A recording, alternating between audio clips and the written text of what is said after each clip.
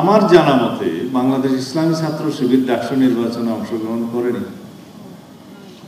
এই নামে এই ব্যানারে কোনো প্যানেল প্রদান করা হয়েছে কি না। যারা ডাকসুতে নির্বাচিত হয়েছে তারা বৃহৎ কোনো রাজনীতির মূল দলের ছাত্র সংগঠন না হলে জাতীয় রাজনীতিতে তারা আসতেই পারে না। অভিনন্দন জানাই যারা ডাকসু নির্বাচনে জয়ী হয়েছে তাদের। এটাই গণতন্ত্রের রীতি। কিছু ত্রুটি বিচ্যুতি নির্বাচনে হয়েছিল, যেহেতু যাত্রা অনেক বছর পরে হয়েছে, কিন্তু ত্রুটি বিচ্যুতি ছিল। কিন্তু পত্রিকায় দুই একটি পত্রিকায় দেখলাম যে ছাত্র শিবিরের প্যানেল জয়ী হয়েছে। তা আমি আপনাদের সামনে বলতে চাই, সাংবাদিক বন্ধুদের উদ্দেশ্যে বলতে চাই, আমার জানা মতে বাংলাদেশ ইসলামী ছাত্র শিবির ডাকসু নির্বাচনে অংশগ্রহণ করেনি। এই নামে এই ব্যানারে কোনো প্যানেল প্রদান করা হয়েছে কি না। তো পত্রিকা বিভিন্ন মিডিয়াতে এইভাবে আসছে কেন, প্রশ্ন সেখানে। আমরা বাংলাদেশ জাতীয়তাবাদী ছাত্র দল ব্যানারে দলীয় নামে ঘোষণা দিয়ে আমরা নির্বাচনে অংশগ্রহণ করেছি, আমাদের ছাত্ররা অংশগ্রহণ করেছে। অন্যান্য কয়েকটি দল, এমনকি ইসলামী ছাত্র আন্দোলন নামে একটি দল নামে করেছে, কেউ কেউ স্বতন্ত্র শিক্ষার্থী ঐক্য নামে করেছে, কেউ সমন্বিত শিক্ষার্থী সংসদ নামে করেছে, বৈষম্য বিরোধী শিক্ষার্থী সংসদ নামে করেছে, অপরাজেয় ৭১, অদম্য ২৪ নামে করেছে। কিন্তু যারা স্বনামে ছাত্র সংসদ নির্বাচনে অংশগ্রহণ করতে চায়নি, তার একটা উদ্দেশ্য তো অবশ্যই আছে। যারা আজকে জয়ী হয়েছে তাদের দেখলাম প্যানেলটা ছিল ঐক্যবদ্ধ শিক্ষার্থী জোট। সেই ব্যানারে যারা জয়ী হয়েছে আমি আবারও ব্যক্তিগতভাবে তাদেরকে অভিনন্দন জানাই।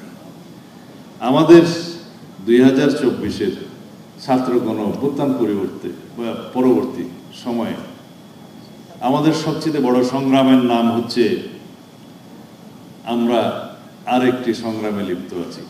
সেই সংগ্রাম হচ্ছে বাংলাদেশের নূতন যাত্রায় রাজনৈতিক সংস্কৃতি পরিবর্তনের সংগ্রাম।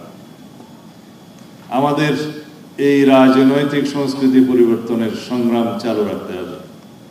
নূতন রাজনৈতিক সংস্কৃতির ধারা প্রচলন করতে হবে। সেই সংস্কৃতি কি? গণতান্ত্রিক সংস্কৃতি, সহনশীলতার সংস্কৃতি, সহমর্মিতার সংস্কৃতি। এবং সহনশীলতা, সহমর্মিতার মধ্য দিয়ে আমরা পরস্পর রাজনৈতিক দলসমূহের মধ্যে আমরা প্রতিযোগিতা করব, রাজনীতির চর্চা করব। যদি আমরা ফ্যাসিবাদের পুনরুত্থান না চাই, ব্যক্তি স্বৈরতান্ত্রিক পদ্ধতি অথবা দলীয় স্বৈরতান্ত্রিক পদ্ধতির উত্থান না চাই, সংসদীয় একনায়কতন্ত্র না চাই এবং একদলীয় রাষ্ট্র ব্যবস্থা কামনা না করি, তাহলে আমাদেরকে নতুন গণতান্ত্রিক রাজনৈতিক সংস্কৃতির ধারাবাহিকতা বজায় রাখতে হবে, চর্চা করতে হবে, লালন করতে হবে। এইভাবেই আমরা গণতান্ত্রিক রাজনৈতিক সংস্কৃতির চর্চার মধ্য দিয়ে আমরা বিগত দিনের ফ্যাসিবাদী অগণতান্ত্রিক রাজনৈতিক অপসংস্কৃতিকে বিলুপ্ত করতে পারবো, অপসারিত করতে পারবো। যারা ডাকসুতে নির্বাচিত হয়েছে তারা বৃহৎ কোনো রাজনীতির মূল দলের ছাত্র সংগঠন না হলে জাতীয় রাজনীতিতে তারা আসতেই পারে না। কারণ আমরা না, এখনো ডাকসুতে ভিপি জিএস হয়েছে, অনেক নেতা জাতীয় রাজনীতিতে আছেন, কেউ বা হারিয়ে গিয়েছেন। তাদের মধ্যে যারা বৃহৎ রাজনৈতিক সংগঠনের অন্তর্ভুক্ত ছিল তাদের কেউ কেউ জাতীয় সংসদে এসছে, বাকিরা এখনো পর্যন্ত লড়াই করছে, সংগ্রাম করছে আসার জন্য। আমি কারো নাম নিয়ে বলাটা ঠিক হবে না, আমি তাদের উজ্জ্বল ভবিষ্যৎ কামনা করি, কিন্তু এখনো পর্যন্ত কামিয়াব হয় নাই। এটা হচ্ছে বাংলাদেশের জাতীয় রাজনীতি এবং ছাত্র রাজনীতির একটা পোস্টমর্টেম বিশ্লেষণ।